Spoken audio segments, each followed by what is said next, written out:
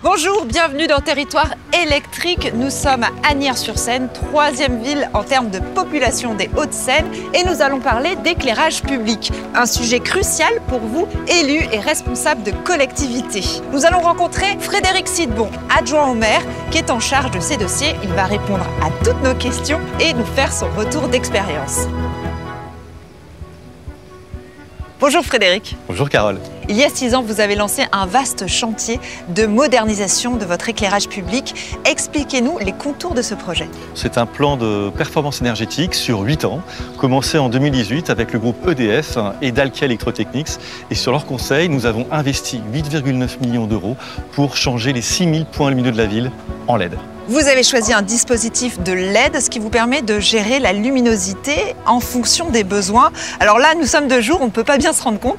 Mais comment ça se passe à Asnières la nuit? Eh bien, la nuit, Asnières s'illumine et au fil de la nuit, justement, l'intensité lumineuse diminue car il y a beaucoup moins de personnes sur la chaussée ou les trottoirs. Nous avons donc des candélabres intelligentes. Ces candélabres intelligentes permettent justement de diminuer l'intensité lumineuse s'il n'y a personne jusqu'à moins 80%. S'il y a quelqu'un, un piéton, une voiture, un vélo, l'intensité augmente.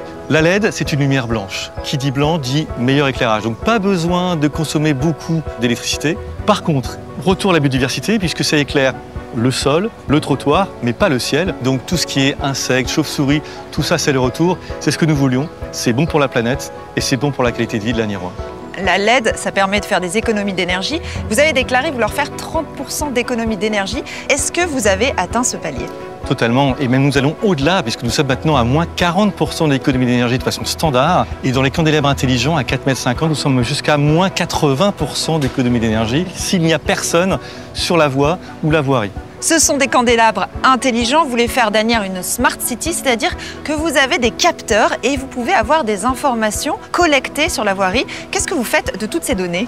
Tout d'abord, la LED, c'est pas une simple ampoule, c'est un boîtier. Sur ce boîtier, vous mettez n'importe quel capteur. Un capteur de pollution, un capteur de circulation, un capteur de bruit. C'est ce qu'on a fait sur Asnières. On a des données qui nous permettent justement de reconnaître le nombre de vélos, le nombre de piétons, le nombre de bus, le nombre de voitures, le nombre de camions, qui nous ont permis d'avoir une aide à la décision.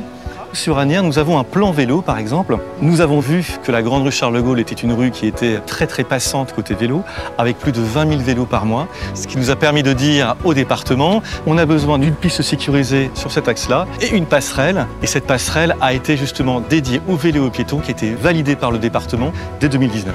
Un mot de votre partenariat avec le groupe EDF. Comment ça s'est passé? On est entre nous, dites-nous tout. Écoutez, c'est un super partenariat. Nous sommes très heureux du groupe EDF et de Dalkia Electrotechnics, que nous remercions, puisque grâce à eux, nous avons eu des conseils. Et cette mairie, aujourd'hui, elle est chaque nuit éclairée de façon différente. Octobre Rose, elle est rose. Là, aujourd'hui, elle est bleu, blanc, rouge. C'est au-delà du blanc, c'est de toutes les couleurs. Et c'est vrai que c'est quelque chose qui permet de donner de la qualité à la voirie, à la ville, et donc à avoir un Asniérois content.